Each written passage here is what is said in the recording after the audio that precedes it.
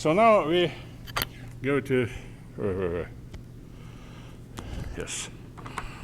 to what we were doing last time. You probably, Henry, know what it was.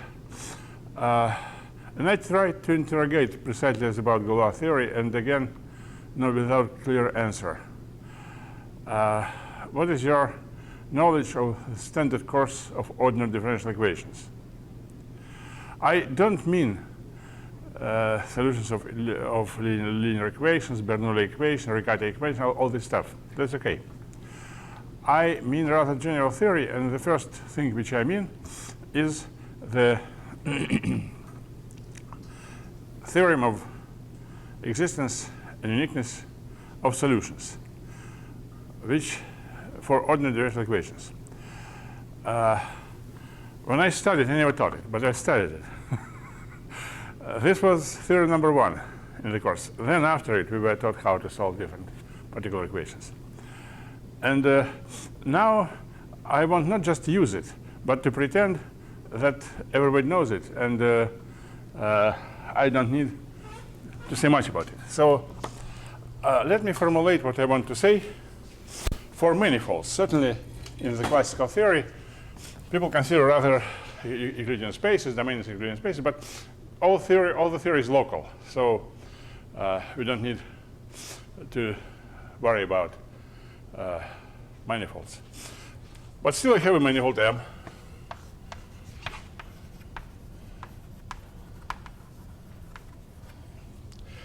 And I have a vector field.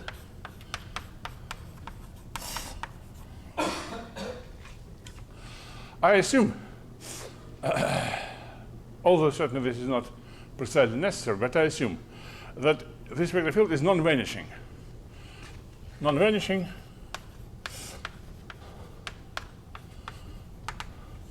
means that the value of this field, vector field, at points is never 0. A vector field, if you know, Henry, is not what people think it is, a derivation in the ring of functions on C infinity of M. This is what a vector field is, by definition. Yes. So suppose this is all given. Then there is notion of an integral curve.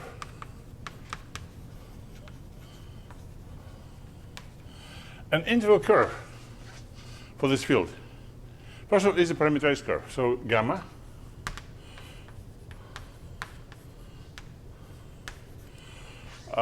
some interval, maybe infinite, is mapped into the manifold. And integral means that for every t in the domain, gamma of t, this is a tangent vector, excuse me, gamma dot t, velocity vector. So a curve has velocity vector, which means in our strange language, a differential, the value of the differential of the map gamma at the unit vector. Velocity vector is equal to the value of my vector field at the point t. And the picture, I don't want to draw it again.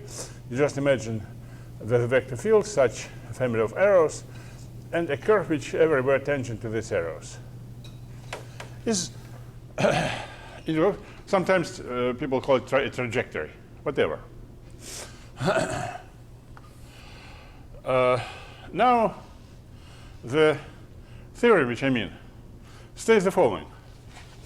Theorem: for every point P in M there is two things: a neighborhood U of P and a positive number such that for every point Q in this neighborhood there exists a unique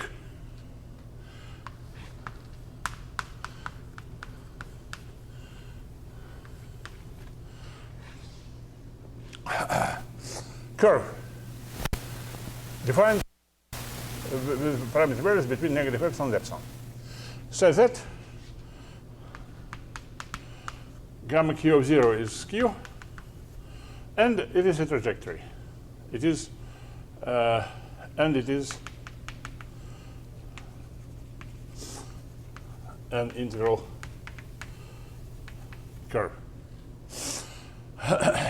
Certainly, this theorem is not formulated in this form in textbooks. I say textbook, and I have never seen any textbook, but probably you know that there exist textbooks in ordinary differential equations, and they contain something. And I hope they contain the theorem, certainly formulated not for manifold and so on. Vector field, what is a vector field? Vector field in n-dimensional domain is just a set of n functions. We can write x1 d over dx1 plus x2 d over dx2 plus so on, but vectors have coordinates, n coordinates in n-dimensional space. They are vector fields that depend on a point, so n functions. And a curve is also n function. So in the this equation can be written in a coordinate form and becomes a differential equation of the first order. And then the theorem simply says that as soon as we fix a value at some point, and we do this because we say that gamma q, right? Gamma q of 0 is q. If we fix a value at some point, then the solution becomes unique, and it exists.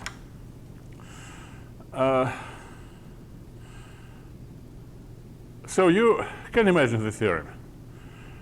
Do you have an idea how to prove it? Well, the proof actually is very direct, and it uses lemma, which is also mentioned in textbooks, but I think in a different context. First, how to just imagine the vector field. Do you need to draw it, or you can imagine it? Take a point. Then, well, so imagine that a vector field is here. I don't want to draw it full. Take a point. Then vectors have length, choose some small number, and go in the direction. So this is the vector here multiplied by these numbers, for example, 100th. Then take this point and do the same. Take this point and do the same, and so on.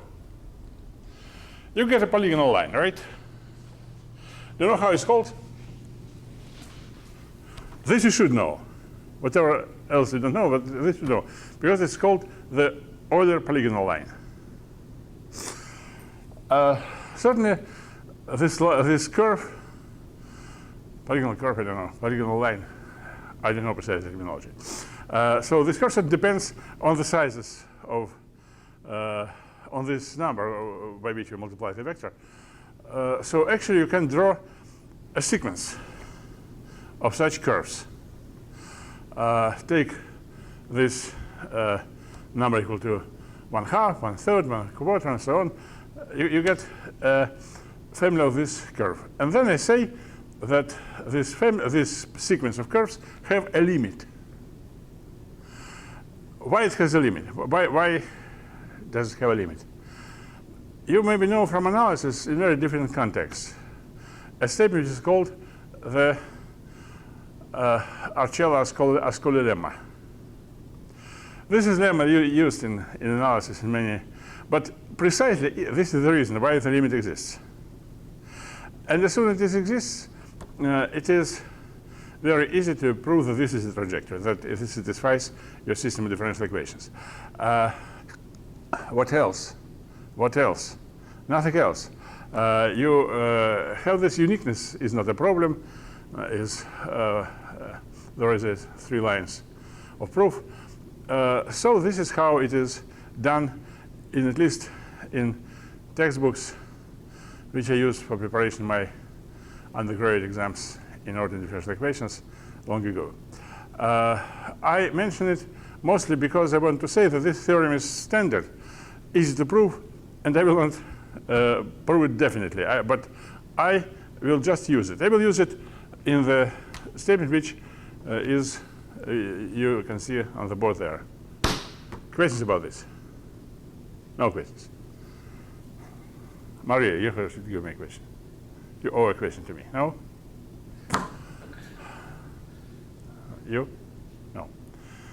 You want to make my life miserable. This is not normal.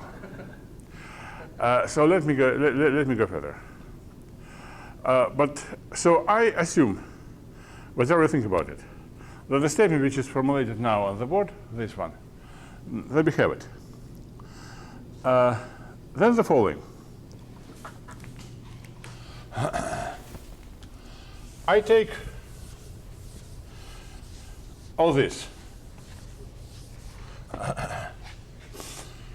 P in M, U, and epsilon.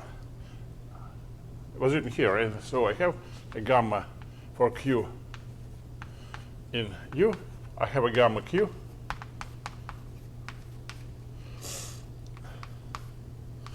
Into M with the properties which we already there. So gamma Q of 0 is Q, and it is the trajectory. It is the integral curve. Then I do the following. I fix some T between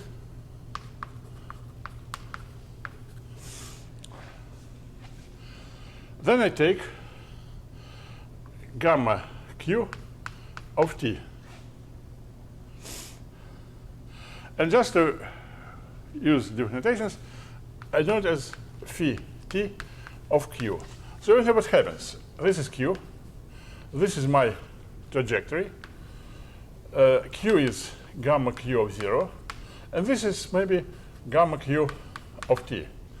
So phi T becomes a map which assigns to this point, this point. It can be applied to any Q within my neighborhood U. Right?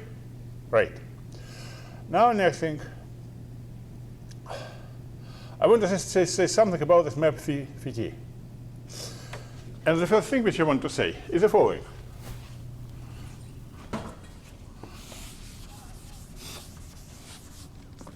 Suppose that T, U, and T plus U all belong to this interval. Suppose also I will need this, that phi T of Q, for some Q, also belongs, or maybe better to say, that I consider V. So those points of U which remain in U after I apply phi T. Phi T actually, no, the trajectory can actually go to the complement of U. It can escape. But certainly if T is small enough and the point is reasonable, phi T of U will, phi T of Q will still be in U. And then I can apply phi U to it. And then my statement is that if I apply first phi T and then phi U, to some point I don't want to write the argument because I want to say that this is phi T plus U. And this is true for reasonably small U and T. Again, it's a local property. Do you understand the statement? Do you see how to prove it? What if I say that it follows immediately from uniqueness? Just imagine.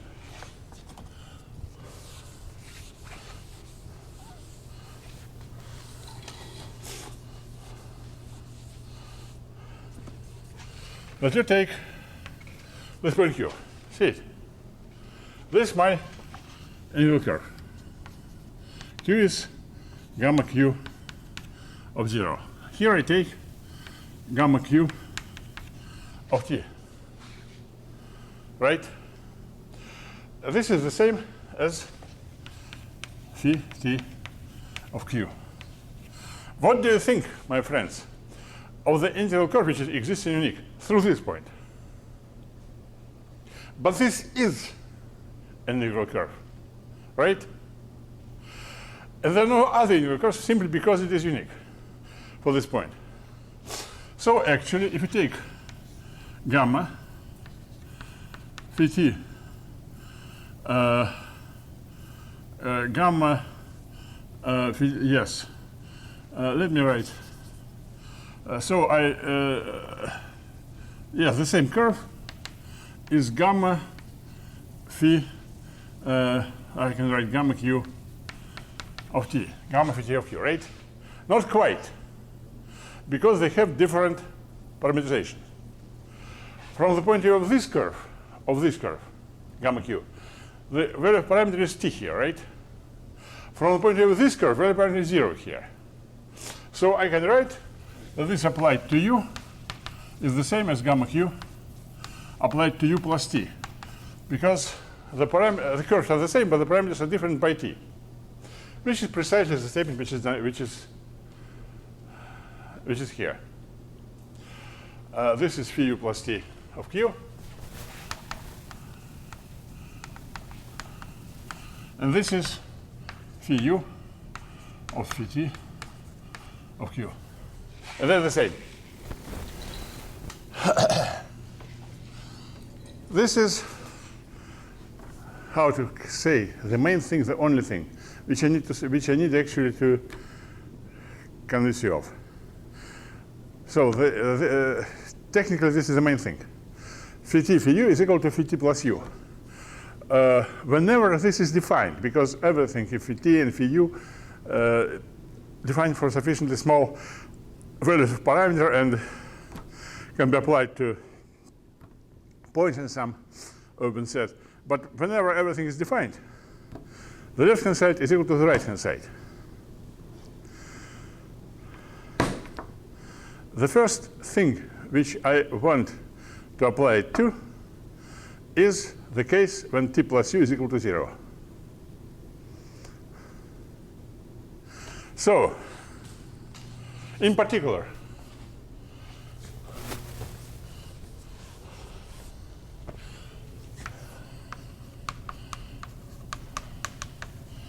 phi 0 with a very kind permission is identity, right? Because gamma q of 0 is gamma. Gamma q of 0 is q. So the composition of these two maps, phi t and phi negative t, which both are defined, is the identity. What does it mean?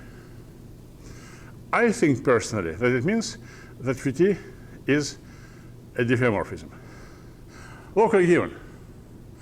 But still, there are two smooth maps whose composition is the identity. This is, again, with the kind permission, is a definition of diffeomorphism. So phi t is not just a map. This map is one-to-one, whatever. Smooth, inverse is smooth. It is diffeomorphism. In all this theory, there is one highly inconvenient circumstance, which I want now somehow to avoid. This highly inconvenient circumstance is that everything is local. And what to do with that? Somehow we need to pretend that it is not local. And mathematics, it was mathematics, is a collection of tricks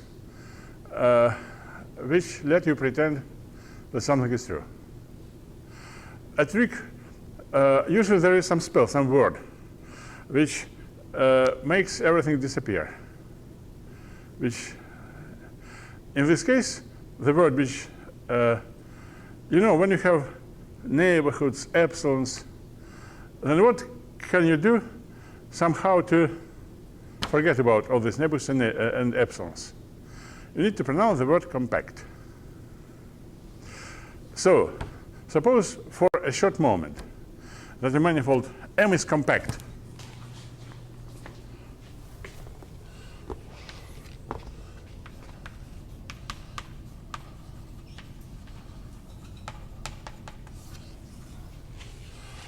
You remember what we have?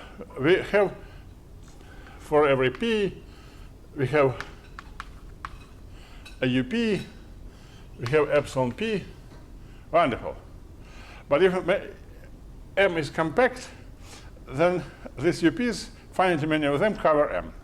So M becomes a union of U pi for some finite number of neighborhoods, for which UPI we have a positive number epsilon.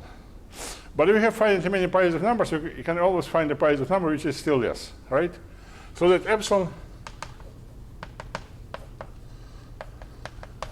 be this or less. Then what do we have? If we have a, now I say something and you will agree or disagree. No, it will be right. Simply if you disagree, I will explain it again. If your manifold is compact, and you have a vector field on this compact manifold, then there exists an epsilon, still epsilon, I will kill it in a minute. There exists an epsilon such that for any t between negative epsilon and epsilon, phi sub t is a diffeomorphism of a whole manifold onto itself. So I take t very small, which is smaller than all my epsilons, but I have finite many epsilons. First, phi t is defined everywhere, because phi t is defined between epsilon pi and negative epsilon pi. It is defined in UPI. But if epsilon is still smaller, defined everywhere for this epsilon, right? So we have actually, in this case,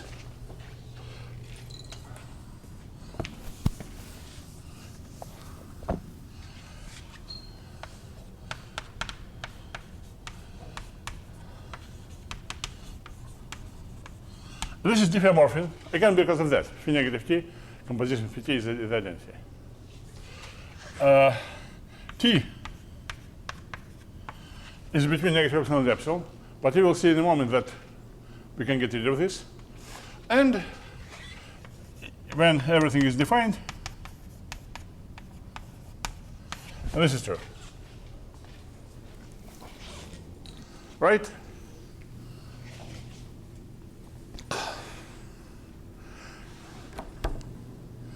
So we have a family of diffeomorphism, phi sub t. T is between negative epsilon and epsilon. And now I will say, I don't want this epsilon. How to get rid of this? How to define phi t for a very big t? Yes, yeah. Say, you will be right. Big numbers become small if we do what? If we divide them by sufficiently big integers, right? Very interesting.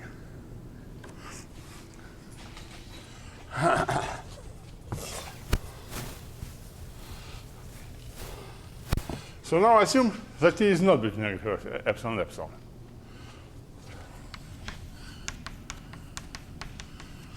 It be just a real number as large as one can imagine. Then we find an appropriate integer n.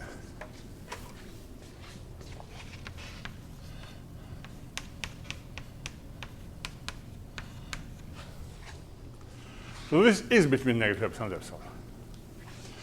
Then this is defined.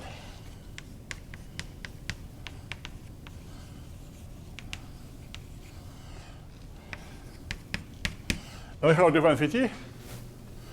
Just take the composition of n copies of this. So take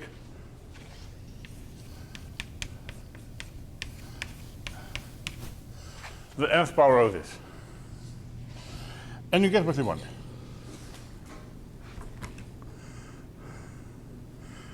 A very small thing, a tiny thing remains. This n may be undesirable. Visibly, this depends on some number n. Does it really? Why? You're right. Look. If we take a different number, m,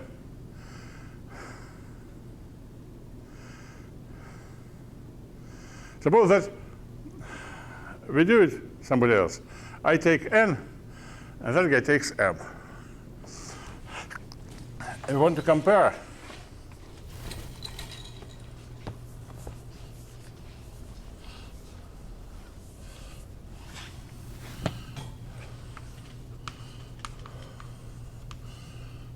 phi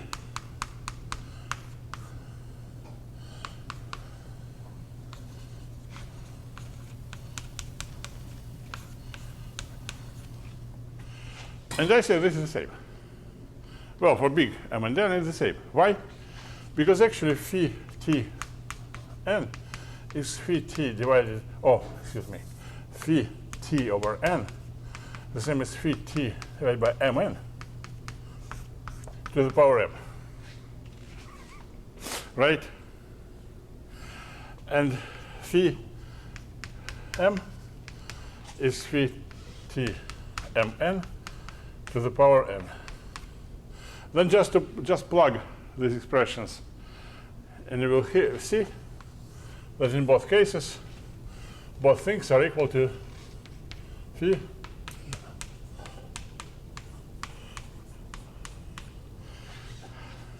and by this reason they're equal to each other. Now this is all, and the whole subject is over.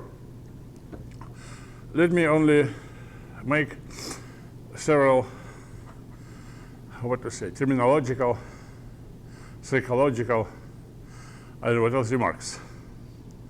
First, terminological. This family of diffeomorphisms phi t is called a flow. And I hope that this term makes some sense. Flow, it is flow, or liquid or something. Those of you who prefer, semi-algebraic language can say that this family phi t provides an action of the group of real numbers in the manifold X. And,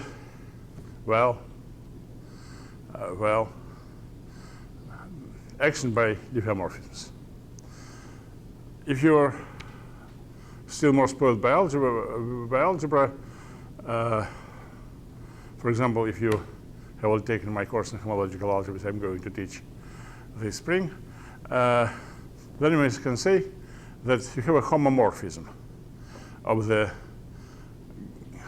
additive group of real numbers R into the group of diffeomorphisms of your manifold. This is a simple remark. Now I want to say some last word, really last, about compactness. In all this story, we used compactness only once. You see, if a manifold is not compact like a line, then at every point you have a neighborhood and epsilon. But if you go farther and farther to infinity, the epsilon becomes smaller, and no number. So for no number, if you have a vector field on non-compact manifold, then you cannot expect to find a number epsilon, say that between negative epsilon and epsilon, phi t is defined on the whole manifold. Simply, this epsilon becomes smaller and smaller, and you cannot do anything with that. Non-compactness. Assume that by this or that reasons, and there are some reasons, this doesn't happen. Still, there is an epsilon, so that phi t is such that all the integral curves are defined on negative epsilon. By some reason, without compactness. If it is compact, it is so. If it is not compact, it may be so or not so, but suppose it is so, then everything else works. This small observation with t divided by n certainly works without compactness. We don't need compactness for that. And there are important cases. We will consider some of them here in this course, but it is still more plausible that you will have them in some other courses. For example, in the Lie theory is very common. But by this or that reason, epsilon is the same for all non-line manifolds, then actually we have the full flow, Phi. I don't know what else to say about this. So if you don't have any immediate questions, I will erase the board and we will speak about different things. Questions? Maria? You shouldn't give questions sometimes, because without questions I sort of feel myself in the vacuum. Doug, ask something. Virgil, yes, thank you. No. Good. The next thing, again, imagine that you are here and you have a test quiz in multivariable calculus and have never heard of any manifolds, you know. Do you know the word a critical point? Do you know the word critical value? In what context? What has critical points? What has critical values? You can say functions, because you were taught so in the course of calculus, but I don't mean this. Suppose that I erase the board.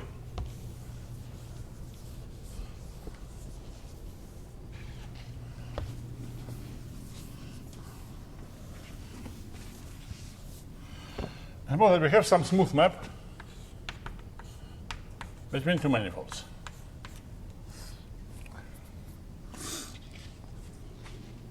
They have dimensions.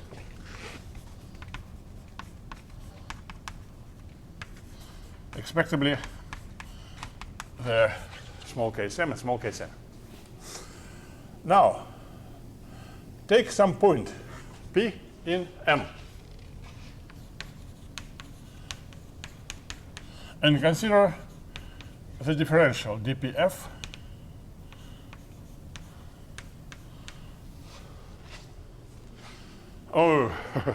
what is it, right? dpm tq n, where q. Good. This differential is linear map between two very much finite dimensional vector spaces. And as such, it has a rank. That is the dimension of the image. Now I say that a point is critical, P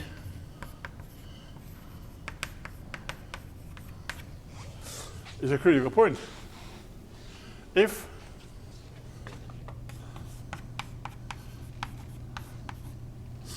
the rank of this is less than n. If n is 1, this is the favorite case of functions. If n is 1, then it simply means that differential is 0. Dimension less than 1 is 0. What do you think of this definition? Is it fair? There's one thing which you can consider as not fair. Still, I will insist on it. But I agree with you that it is not fair. Suppose that actually n is greater than m. So n is 5, m is 3, I don't know. If you prefer some other example of two numbers, which the first is greater than the second. Then actually any point is critical, right? If n, this rank cannot exceed m, right? If n is still bigger, then it cannot be n or bigger, right? So in this case, we have to admit that all points of m are critical. And you can say that it's unfair. I can agree, but still I insist on this definition. And you will understand why. Is it clear? Yes. So a critical point is a point where the rank of the differential is less than the dimension of the target manifold. And in particular, if small case m is less than small case n, then every point of m is critical. Very interesting.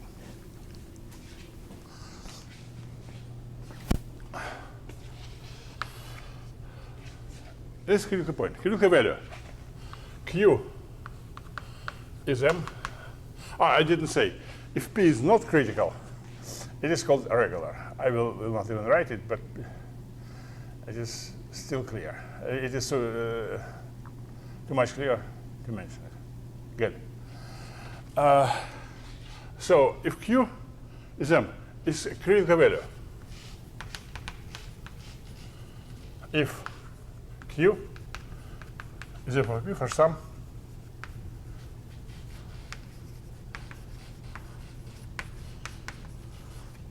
critical point of f. It is sort of very fair. Images of critical points are critical values. If you have a function, then critical points is what you mean. Points where all first partial derivatives are 0, points where you have maxima, minima, or different kinds of saddle points. You understand. A critical value is just value at this point. For example, for a function of one variable, like sine or cosine. It has critical points where the derivative is 0. And these points are, if they're not inflection points, if they're non-degenerate, points are maximum and minima, local maximum, local minima. Critical values are values of these critical points. This, and again, Q is a regular value if it is not a critical value. Some part of this terminology looks bizarre, but the last term is not just bizarre, it is criminal. A regular value is an arbitrary point which is not a critical value. For example, what happens if a point Q is not value at all? If it is not f of P for any P, just doesn't belong to the image, then it is a regular value. So a regular value is not necessarily value. Now this regularity. If the dimension, let us return to the case which we already found ridiculous.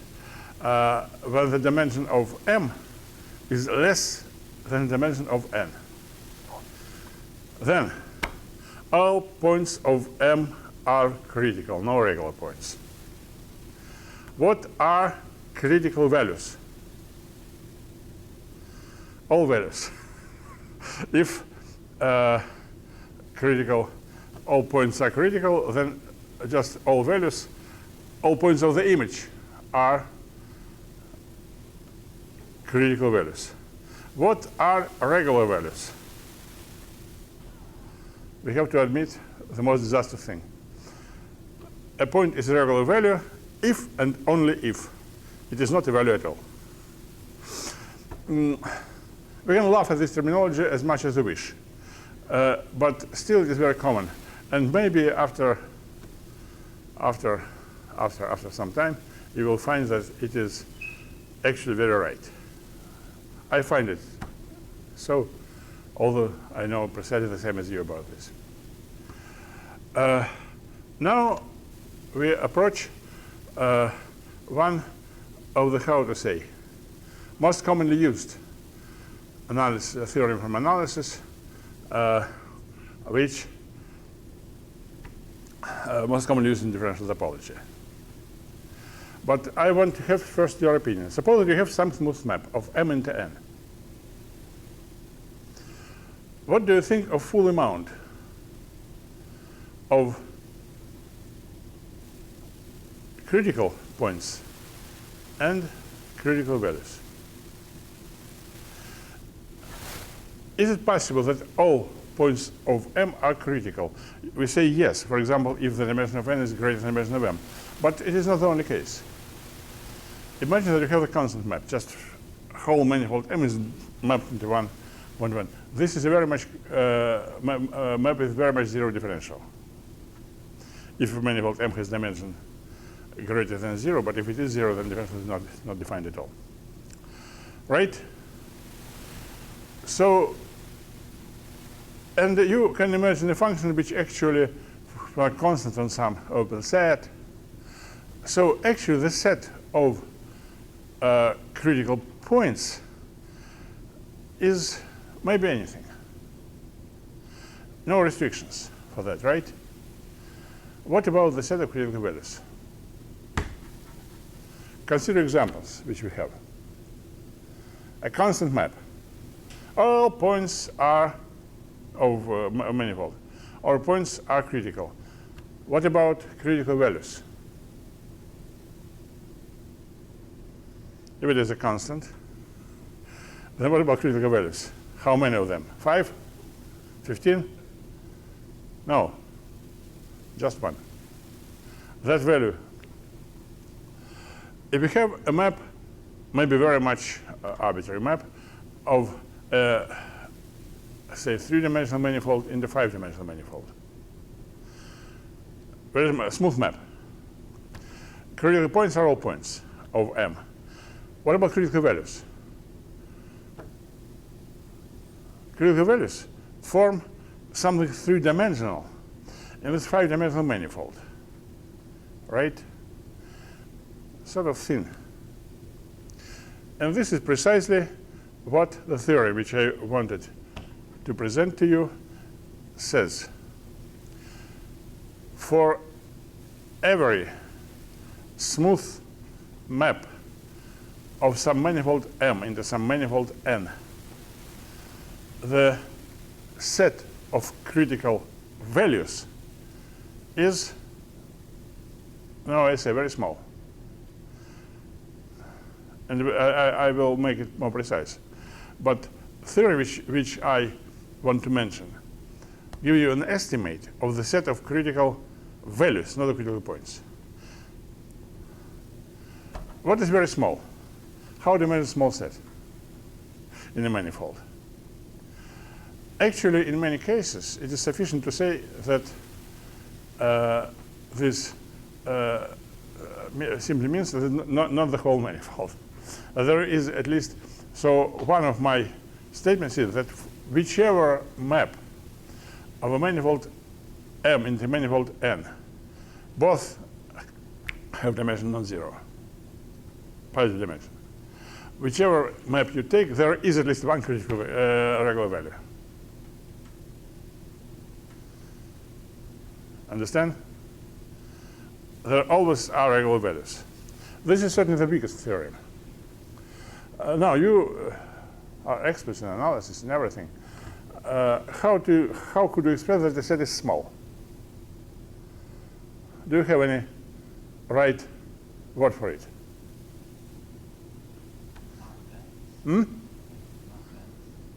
Say again? Not dense.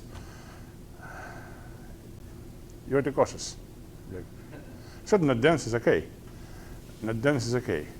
By the way, it's not precisely what happens. It may be even dense. I know several ways how to express this, and both actually can be used here. Two of them I will present here, but both can be used here. Measure zero. Measure zero. Do you understand what measure zero means? You say yes, but still let me say something about this. You have measure zero, but you don't have measure 1. I mean, to have a measure, you need to have some additional structure in the manifold. There are local coordinates, and with respect to different system of local coordinates, measures may be different. But measure zero is something which doesn't depend on coordinates. Measure zero means that whichever local coordinate system we take, this set, it's inverse, so it has some inverse image in domain Euclidean space, has measure zero there. So measure zero is something which is defined without any additional, without fixation of any additional structure on the manifold. Yes, this is the most common statement of the theorem. that always, absolutely always, the set of critical values has measure 0. There is another thing. If you know Baire classification of sets, it is what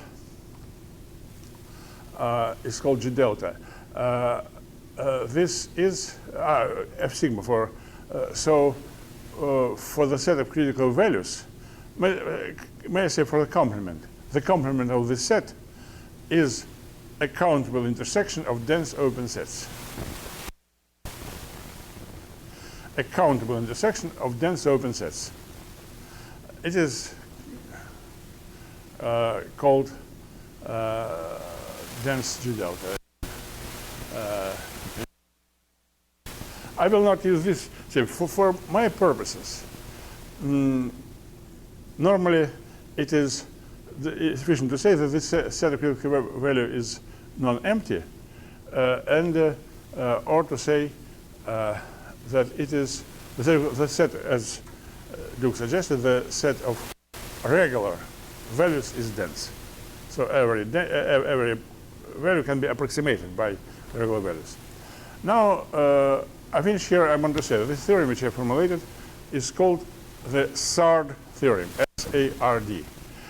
When I first taught different topology many years ago, I said to the students that certainly you can find the theorem in any reasonable textbook in analysis. I discovered that no reasonable textbook in analysis in this sense exists. In my notes, there is an appendix which contains a proof of SARD theorem in the theorem of measure statement of measure 0. And very last thing which I say, for C infinity functions, for C infinity map is what, as I said, as you have maps of some given smoothness, CR, R is some number, then the theorem becomes slightly different. We need that this smoothness number R is greater than the difference of the numbers with dimension m minus n. And there is an example, my last words. There is an example, imagine, of a function of two variables, C1 functions of two variables, for which every value, every real number is a critical value, belonging to Menshov, found some 70 years ago. Thank you for your kind attention.